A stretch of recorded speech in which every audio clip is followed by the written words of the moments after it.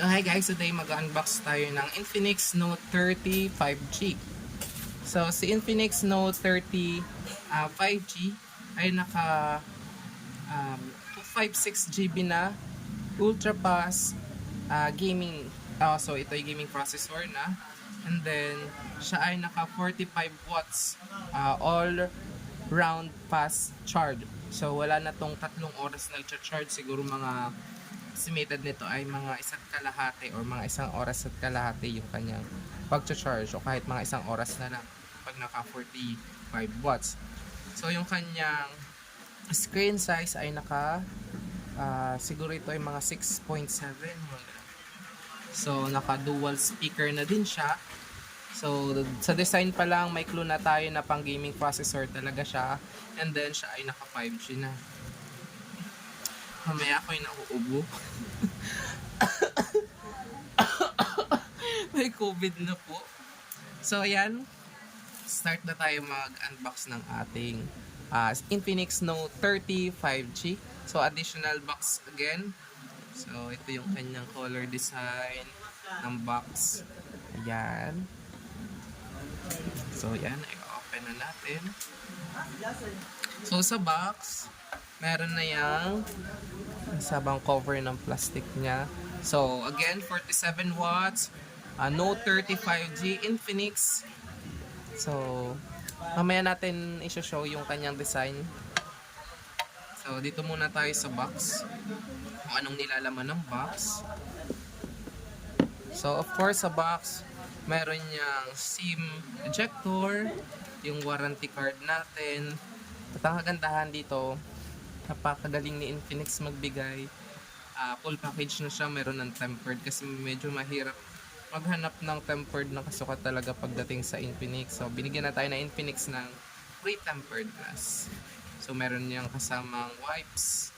So in case na madumi yung screen ng cellphone, so meron tayong tempered glass, at ang kanilang astig na freebie sa case. So look at the design. Yung kanyang case ay hindi na clear case, hindi na jelly case. May design na siya guys. So may Infinix na logo na talaga siya. So very nice, napakaganda ng kanyang case. So again, may kasama na siyang case. Ang price nito ay 8,999. So naka Type C na siya, 45 watts Type C, and then yung kanyang head Type C charge, yung kanyang charger. So meron siyang case, meron siyang tempered, meron siyang warranty card, at meron siyang SIM ejector. So ingat lang natin baka mabasag yung tempered glass. So again, balik na natin siya. So proceed na tayo sa design ng ating Infinix Note 30 5G. So ito yung pinakang design ng Infinix Note 30 5G. 100MP na yung kanyang camera. Expected din natin na mataas yung quality na ibibigay ng camera nito sa atin. So si Infinix Note 30 5G. So i-open na natin to guys. So sa mga magtatanong, pwede nyo po yung i-avail via home credit. And then kung wala naman tayong pang cash, so i-home credit natin yan. One valid ID lang. So hintay lang tayo ng mga ilang minuto para mag-open siya. So ayan, side fingerprint, power volume up, volume, ito yung volume niya, up and down. Then also the fingerprint. And then yung kanyang SIM slot. So yung camera, dual camera. So again, ito na, na-open na natin. So i-check na natin yung kanyang storage, kung ilang storage meron si Infinix Note 30. So punta tayo sa settings, dinanapin lang natin yung my phone. So ayan, laksan natin lang yung brightness. So again, so medyo ano tayo, di natin masyadong gamay. Ano ba to? Ayun. So slide lang pala natin yun. So di na natin tataas-taas yung pala slide. slide lang natin po pa ganyan. So, taasan natin yung brightness para makita natin yung pinaka-specs no ating Note 35G. So, again, punta tayo sa settings. So, TikTok na. Mapa-TikTok na ako. Nandiyan yung settings. Punta tayo sa my phone. So, Infinix Note 35G. Dimensity 6080. And then, siya ay naka-Android. 13 na yung kanyang version. 16MP, 108 triple camera. So, 8 expandable din siya. So, pag naubos na yung ating 8, pwede natin yung expand up to 258. So, kung gusto nyo 3 muna, o kung talagang walang-wala na yung ating RAM, 8 na natin yan. So, ngayon, hindi po muna natin yan i-expand. So, 256GB na siya yung ROM niya. Then, yung kanyang battery, 5,000 mAh battery. Alin pa ba?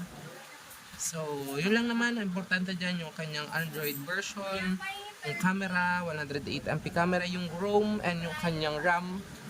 So, yan yung kanyang ROM and RAM. Then, yan yung kanyang design ng screen. So, again, pataas naman siya. Medyo sanay kasi ako ng pahilig, hindi pataas. So, ayan. Dito naman, pwede dyan yung paganyan. So, astig nung kanyang design, guys. Kasi meron na siya talagang wallpaper na pang gaming. Parang si Mia ba to? Or kung sinong hero to sa ML. So, ayan. Smooth naman yung kanyang screen respan. So, ayan. Yung camera. So, of course, 100MP yung kanyang camera. Matic talaga yan na maganda yung quality yung ibibigay sa ating camera. So, ayan. Camera. Ayan. Madaming effects ang pwede natin gamitin. So, guys, huwag niyo kong i-bash. Baguhan pala ako pagdating sa mga pag-unbox. So, kung ano lang yung mga konting detail na pwede kong i-share sa inyo, yun lang yun. Muna sa ngayon, hayaan nyo at imamaster ko ang pag-unbox. So, yan, portrait, super night, and then yung beauty, AI cam, video, film. So, madami na yung pwedeng natin gawin dito. Pwede natin itong pang picture, pang kahit sa gabi maganda yung detail na ibibigay sa atin ito. Kasi may night mode siya, or night check lang natin ulit yun. Super night. So, pwede natin yung gamitin sa gabi para medyo or maganda talaga yung bibigay sa atin. Quality ng camera. So again, 8,999 may 256GB ka na. Expandable up to 8 RAM. So guys, so ganyan ang palampasin pang regalo nyo na to sa sarili ninyo. 8,999 may 256GB ka na. Napakaangas ng kanyang design. Glossy. Yan. Pang gaming. So sa mahilig maglaro dyan, mag-ML or mag-COD, guys, avail nyo na si Note 35G. 45 watts. 256GB. 8,999 lang. Available via home credit. So yan yung kanyang design. Type-C. And then yung kanyang lagayan ng headset, yung speaker. Laman sa box, mayroon ng tempered, meron na tayong SIM ejector, may case na. So maganda yung case niya. Again, Note 30 5G. Note 30 5G. Available via home credit cash. So, punta na kayo sa mga lapit na store ninyo at i-avail nyo na si Note 30 5G. So, thank you sa panonood, guys. Like and subscribe na din kayo, guys. Palaguin nyo yung aking YouTube channel. So, thank you!